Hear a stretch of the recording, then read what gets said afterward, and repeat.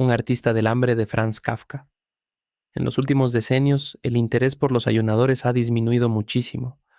Antes era un buen negocio organizar grandes exhibiciones de este género como espectáculo independiente, cosa que hoy, en cambio, es imposible del todo. Eran otros los tiempos. Entonces toda la ciudad se ocupaba del ayunador. Aumentaba su interés a cada día de ayuno. Todos querían verle siquiera una vez al día. En los últimos del ayuno no faltaba quien se estuviera días enteros sentado ante la pequeña jaula del ayunador. Había además exhibiciones nocturnas, cuyo efecto era realzado por medio de antorchas. En los días buenos se sacaba la jaula al aire libre, y era entonces cuando les mostraban el ayunador a los niños. Para los adultos aquello solía no ser más que una broma en la que tomaban parte medio por moda, pero los niños, cogidos de las manos por prudencia, miraban asombrados y boquiabiertos a aquel hombre pálido, con camiseta oscura, de costillas salientes, que, desdeñando un asiento, permanecía tendido en la paja esparcida por el suelo y saludaba, a veces cortésmente, o respondía con forzada sonrisa a las preguntas que se le dirigían o sacaba, quizá, un brazo por entre los hierros para hacer notar su delgadez, volviendo después a sumirse en su propio interior, sin preocuparse de nadie ni de nada, ni siquiera de la marcha del reloj. Para él tan importante, única pieza de mobiliario que se veía en su jaula. Entonces se quedaba mirando al vacío, delante de sí, con ojos semicerrados, y solo de cuando en cuando bebía en un diminuto vaso un sorbito de agua para humedecerse los labios. Aparte de los espectadores que sin cesar se renovaban, había allí vigilantes permanentes, designados por el público, los cuales, y no deja de ser curioso, solían ser carniceros. Siempre debían estar 3 al mismo tiempo, y tenían la misión de observar día y noche al ayunador para evitar que, por cualquier recóndito método, pudiera tomar alimento.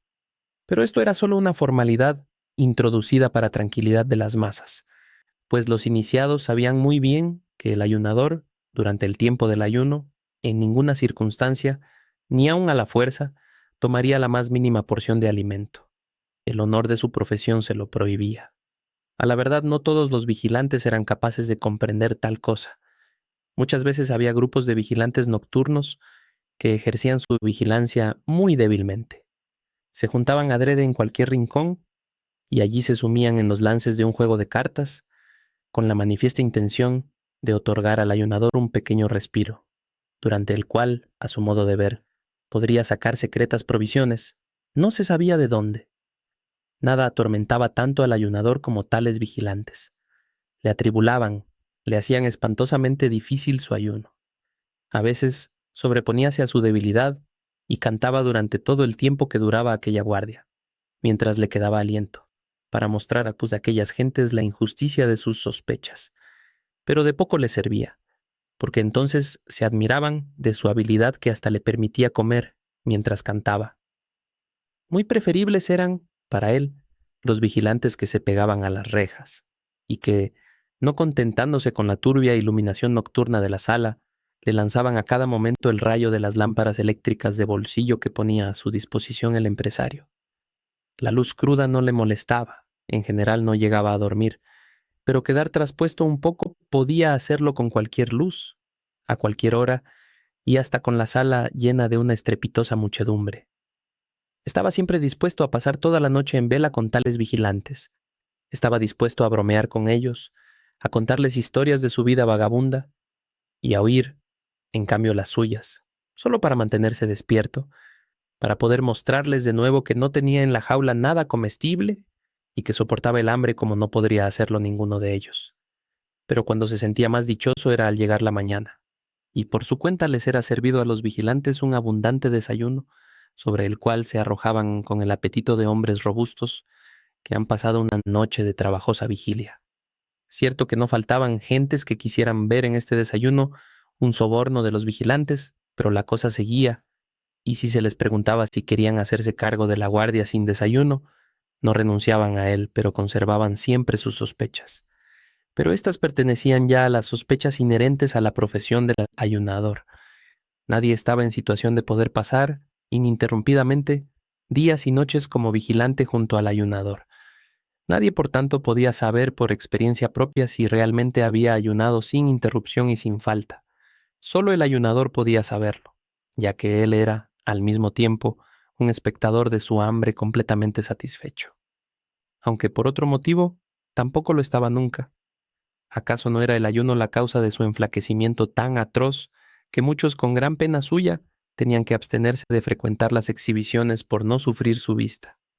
Tal vez su esquelética delgadez procedía de su descontento consigo mismo. Solo él sabía, solo él y ninguno de sus adeptos qué fácil cosa era el ayuno. Era la cosa más fácil del mundo. Verdad que no lo ocultaba, pero no le creían. En el caso más favorable le tomaban por modesto, pero en general le juzgaban un reclamista o un vil farsante para quien el ayuno era cosa fácil, porque sabía la manera de hacerlo fácil y que tenía, además, el cinismo de dejarlo entrever. Había que aguantar todo esto, y en el curso de los años ya se había acostumbrado a ello, pero en su interior siempre le recomía este descontento y ni una sola vez, al fin de su ayuno, esta justicia había que hacérsela, había abandonado su jaula voluntariamente. El empresario había fijado 40 días como el plazo máximo de ayuno, más allá del cual no le permitía ayunar ni siquiera en las capitales de primer orden, y no dejaba de tener sus buenas razones para ello. Según le había enseñado su experiencia, durante 40 días, valiéndose de toda suerte de anuncios que fueran concentrando el interés, podía quizá aguijonearse progresivamente la curiosidad de un pueblo. Mas pasado este plazo, el público se negaba a visitarle, disminuía el crédito de que gozaba el artista del hambre. Claro que en este punto podían observarse pequeñas diferencias según las ciudades y las naciones, pero por regla general, los 40 días eran el período de ayuno más dilatado posible. Por esta razón, a los 40 días era abierta la puerta de la jaula, ornada con una guirnalda de flores. Un público entusiasmado llenaba el anfiteatro. Sonaban los acordes de una banda militar.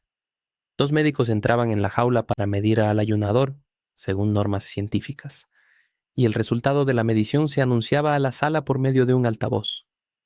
Por último, 2 señoritas, felices de haber sido elegidas para desempeñar aquel papel mediante sorteo, llegaban a la jaula y pretendían sacar de ella al ayunador y hacerle bajar un par de peldaños para conducirle ante una mesita en la que estaba servida una comidita de enfermo cuidadosamente escogida. Y en este momento el ayunador siempre se resistía. Cierto que colocaba voluntariamente sus huesudos brazos en las 2 manos, que las 2 damas, inclinadas sobre él, le tendían dispuestas a auxiliarle, pero no quería levantarse. ¿Por qué suspender el ayuno precisamente entonces, cuando estaba en lo mejor del ayuno? ¿Por qué arrebatarle la gloria de seguir ayunando y no solo la de llegar a ser el mayor ayunador de todos los tiempos, cosa que probablemente ya lo era, sino también la de sobrepujarse a sí mismo hasta lo inconcebible, pues no sentía límite alguno a su capacidad de ayunar? ¿Por qué aquella gente que fingía admirarlo tenía poca paciencia con él? Si aún podía seguir ayunando, ¿por qué no querían permitírselo? Además estaba cansado, se hallaba muy a gusto tendido en la paja, y ahora tenía que ponerse en pie cuán largo era, y acercarse a una comida, cuando con solo pensar en ella sentía náuseas que contenía difícilmente por respeto a las damas, y alzaba la vista para mirar los ojos de las señoritas, en apariencia tan amables, en realidad tan crueles, y movía después negativamente sobre su débil cuello la cabeza, que le pesaba como si fuese de plomo. Pero entonces ocurría lo de siempre. Ocurría que se acercaba el empresario silenciosamente. Con la música no se podía hablar. Alzaba los brazos sobre el ayunador, como si invitara al cielo a contemplar el estado en que se encontraba, sobre el montón de paja, aquel mártir digno de compasión, cosa que el pobre hombre, aunque en otro sentido, lo era. Agarraba al ayunador por la sutil cintura, tomando al hacerlo exageradas precauciones, como si quisiera hacer creer que tenía entre las manos algo tan quebradizo como el vidrio. Y, no sin darle una disimulada sacudida, en forma que al ayunador, sin poderlo remediar, se le iban a un lado y otro las piernas y el tronco se lo entregaba a las damas, que se habían puesto entre tanto mortalmente pálidas. Entonces el ayunador sufría todos sus males. La cabeza le caía sobre el pecho, como si le diera vueltas y, sin saber cómo, hubiera quedado en aquella postura. El cuerpo estaba como vacío. Las piernas, en su afán de mantenerse en pie, Apretaban sus rodillas una contra otra. Los pies rascaban el suelo como si no fuera el verdadero y buscaran a éste bajo aquel. Y todo el peso del cuerpo, por lo demás muy leve, caía sobre una de las damas, la cual, buscando auxilio, con cortado aliento, jamás se hubiera imaginado de este modo aquella misión honorífica, alargaba todo lo posible su cuello para librar siquiera su rostro del contacto con el ayunador. Pero después, como lo lograba, y su compañera, más feliz que ella, no venía en su ayuda, sino que se limitaba a llevar entre las suyas, temblorosas, el pequeño haz de huesos de la mano del ayunador, la portadora, en medio de las divertidas carcajadas de toda la sala. Rompía a llorar y tenía que ser librada de su carga por un criado de largo tiempo atrás preparado para ello. Después venía la comida, en la cual el empresario, en el semisueño del desenjaulado, más parecido a un desmayo que a un sueño, le hacía tragar alguna cosa, en medio de una divertida charla con que apartaba la atención de los espectadores del estado en que se hallaba el ayunador. Después venía un brindis dirigido al público, que el empresario fingía dictado por el ayunador. La orquesta recalcaba todo con un gran trompeteo. Marchábase el público y nadie quedaba descontento de lo que había visto, nadie, salvo el ayunador, el artista del hambre, nadie, excepto él. Vivió así muchos años, cortados por periódicos descansos, respetado por el mundo, en una situación de aparente esplendor. Mas, no obstante, casi siempre estaba de un humor melancólico, que se acentuaba cada vez más, ya que no había nadie que supiera tomarle en serio, con que además podrían consolarle, qué más podía apetecer. Y si alguna vez surgía alguien, de piadoso ánimo, que le compadecía y quería hacerle comprender que, probablemente, su tristeza procedía del hambre, bien podía ocurrir, sobre todo si estaba ya muy avanzado el ayuno, que el ayunador le respondiera con una explosión de furia y, con espanto de todos, comenzara a sacudir como una fiera los hierros de la jaula. Mas para tales casos tenía el empresario un castigo que le gustaba emplear. Disculpaba al ayunador ante el congregado público, añadía que solo la irritabilidad provocada por el hambre, irritabilidad incomprensible en hombres bien alimentados, podía hacer disculpable la conducta del ayunador. Después, tratando de este tema, para explicarlo pasaba a rebatir la afirmación del ayunador de que le era posible ayunar mucho más tiempo del que ayunaba. Alababa la noble ambición, la buena voluntad, el gran olvido de sí mismo, que claramente se revelaban en esta afirmación. Pero enseguida procuraba echarla abajo solo con mostrar unas fotografías, que eran vendidas al mismo tiempo, pues en el retrato se veía al ayunador en la cama, casi muerto de inanición a los 40 días de ayuno. Todo esto lo sabía muy bien el ayunador, pero era cada vez más intolerable para él aquella enervante deformación de la verdad.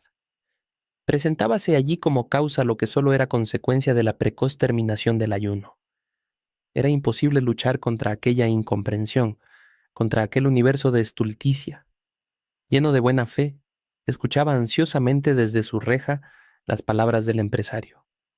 Pero al aparecer las fotografías, soltábase siempre de la reja y, sollozando, volvía a dejarse caer en la paja. El ya calmado público podía acercarse otra vez a la jaula y examinarlo a su sabor. Unos años más tarde, si los testigos de tales escenas volvían a acordarse de ellas, notaban que se habían hecho incomprensibles hasta para ellos mismos. Es que mientras tanto se había operado el famoso cambio. Sobrevino casi de repente. Debía haber razones profundas para ello, pero ¿quién es capaz de hallarlas? El caso es que cierto día, el tan mimado artista del hambre se vio abandonado por la muchedumbre ansiosa de diversiones, que prefería otros espectáculos. El empresario recorrió otra vez con él media Europa para ver si en algún sitio hallarían aún el antiguo interés, todo en vano. Como por obra de un pacto, había nacido al mismo tiempo, en todas partes, una repulsión hacia el espectáculo del hambre. Claro que, en realidad, este fenómeno no podía haberse dado así de repente, y meditabundos y compungidos recordaban ahora muchas cosas que en el tiempo de la embriaguez del triunfo no habían considerado suficientemente, presagios no atendidos como merecían serlo. Pero ahora era demasiado tarde para intentar algo en contra. Cierto que era indudable que alguna vez volvería a presentarse la época de los ayunadores, pero para los ahora vivientes eso no era consuelo. ¿Qué debía hacer, pues, el ayunador? Aquel que había sido aclamado por las multitudes no podía mostrarse en barracas por las ferias rurales, y para adoptar otro oficio, no solo era el ayunador demasiado viejo, sino que estaba fanáticamente enamorado del hambre. Por lo tanto, se despidió del empresario, compañero de una carrera incomparable, y se hizo contratar en un gran circo sin examinar siquiera las condiciones del contrato.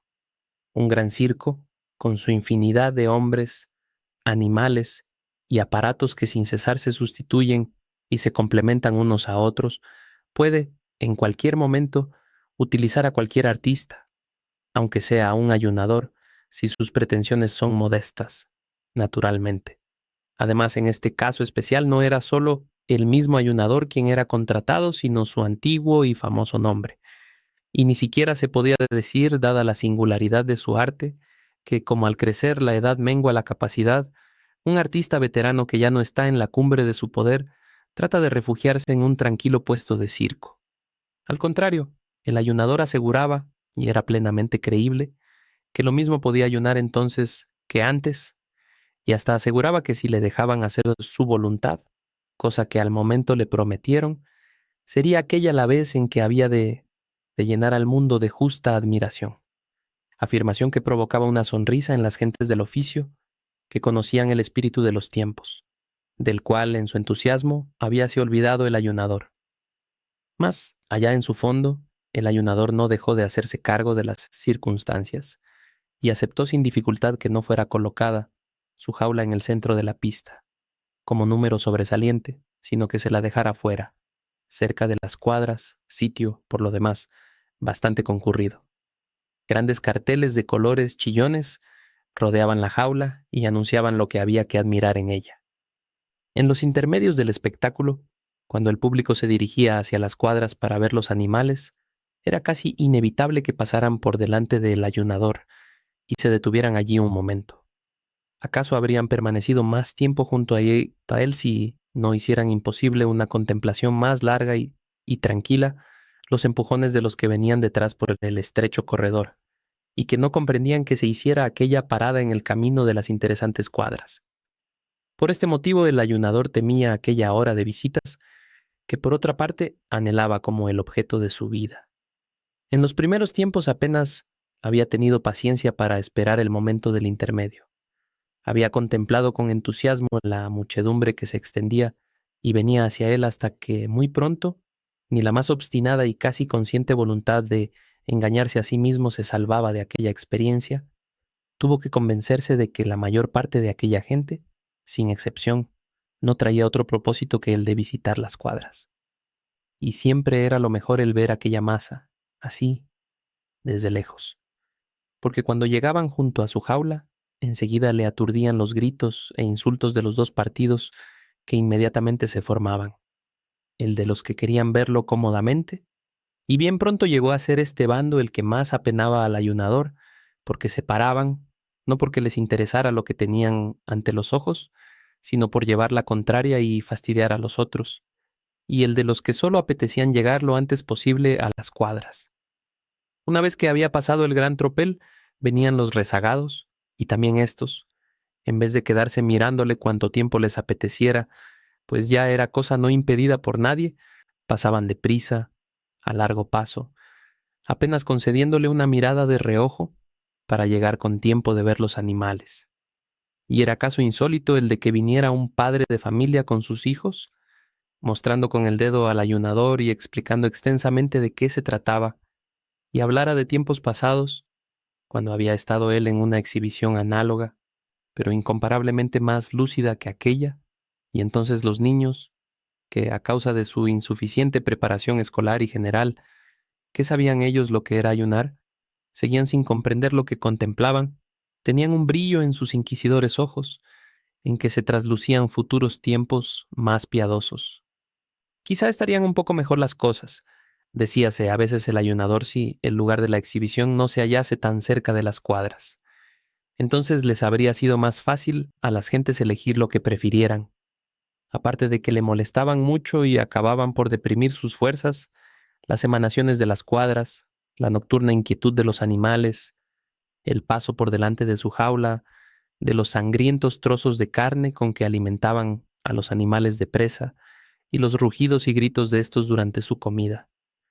Pero no se atrevía a decirlo a la dirección, pues, si bien lo pensaba, siempre tenía que agradecer a los animales la muchedumbre de visitantes que pasaban ante él, entre los cuales, de cuando en cuando, bien se podía encontrar alguno que viniera especialmente a verle. ¿Quién sabe en qué rincón le meterían si al decir algo les recordaba que aún vivía y les hacía ver, en resumidas cuentas, que no venía a ser más que un estorbo en el camino de las cuadras? Un pequeño estorbo en todo caso, un estorbo que cada vez se hacía más diminuto. Las gentes se iban acostumbrando a la rara manía de pretender llamar la atención como ayunador en los tiempos actuales, y adquirido este hábito quedó ya pronunciada la sentencia de muerte del ayunador. Podía ayunar cuanto quisiera, y así lo hacía, pero nada podía ya salvarle. La gente pasaba por su lado sin verle, y si intentara explicarle a alguien el arte del ayuno, a quien no lo siente, no es posible hacérselo comprender. Los más hermosos rótulos llegaron a ponerse sucios e ilegibles, fueron arrancados, y a nadie se le ocurrió renovarlos. La tablilla con el número de los días transcurridos, desde que había comenzado el ayuno, que en los primeros tiempos era cuidadosamente mudada todos los días, hacía ya mucho que era la misma, pues al cabo de algunas semanas, este pequeño trabajo habíase hecho desagradable para el personal. Y de este modo, cierto que el ayunador continuó ayunando como siempre había anhelado y que lo hacía sin molestia, tal como en otro tiempo lo había anunciado. Pero nadie contaba ya el tiempo que pasaba. Nadie, ni siquiera el mismo ayunador, sabía qué número de días de ayuno llevaba alcanzados, y su corazón se llenaba de melancolía. Y así, cierta vez, durante aquel tiempo, en que un ocioso se detuvo ante su jaula y se rió del viejo número de días consignado en la tablilla, pareciéndole imposible, y habló de engañifa y de estafa. Fue esta la más estúpida mentira inventada por la indiferencia y la malicia innata, pues no era el ayunador quien engañaba. Él trabajaba honradamente, pero era el mundo quien se engañaba en cuanto a sus merecimientos. Volvieron a pasar muchos días, pero llegó uno en que también aquello tuvo un fin. Cierta vez, un inspector se fijó en la jaula y preguntó a los criados por qué dejaban sin aprovechar aquella jaula tan utilizable que solo contenía un podrido montón de paja. Todos lo ignoraban hasta que por fin uno, al ver la tablilla del número de días, se acordó del ayunador. Removieron con horcas la paja y en medio de ella hallaron al ayunador. ¿Ayunas todavía?, preguntóle el inspector. ¿Cuándo vas a cesar de una vez? Perdonadme todos, musitó el ayunador, pero solo le comprendió el inspector, que tenía el oído pegado a la reja. Sin duda, dijo el inspector, poniéndose el índice en la sien para indicar con ello al personal el estado mental del ayunador. Todos le perdonamos. Había deseado toda la vida que admirarais mi resistencia al hambre, dijo el ayunador. Y la admiramos, repúsole el inspector. Pero no debíais admirarla, dijo el ayunador. Bueno, pues entonces no la admiraremos, repuso el inspector. Pero, ¿por qué no debemos admirarte? Porque me es forzoso ayunar, no puedo evitarlo, dijo el ayunador. Eso ya se ve, dijo el inspector. Pero, ¿por qué no puedes evitarlo? Porque, dijo el artista del hambre levantando un poco la cabeza y hablando en la misma oreja del inspector para que no se perdieran sus palabras, con labios alargados como si fuera a dar un beso. Porque no pude encontrar comida que me gustara. Si la hubiera encontrado, puedes creerlo, no habría hecho ningún cumplido y me habría hartado como tú y como todos. Estas fueron sus últimas palabras, pero todavía en sus ojos quebrados mostrábase la firme convicción, aunque ya no orgullosa, de que seguiría ayunando. Limpien aquí, ordenó el inspector, y enterraron al ayunador junto con la paja. Mas en la jaula pusieron una pantera joven. Era un gran placer, hasta para el más obtuso de sentidos, ver en aquella jaula, tanto tiempo vacía, la hermosa fiera que se revolcaba y daba saltos. Nada le faltaba. La comida que le gustaba, traíansela sin largas cavilaciones sus guardianes. Ni siquiera parecía añorar la libertad. Aquel noble cuerpo, provisto de todo lo necesario para desgarrar lo que se le pusiera por delante, Parecía llevar consigo la propia libertad. Parecía estar escondida en cualquier rincón de su dentadura. Y la alegría de vivir brotaba con tan fuerte ardor de sus fauces que no les era fácil a los espectadores poder hacerle frente. Pero se sobreponían a su temor, se apretaban contra la jaula y en modo alguno querían apartarse de allí.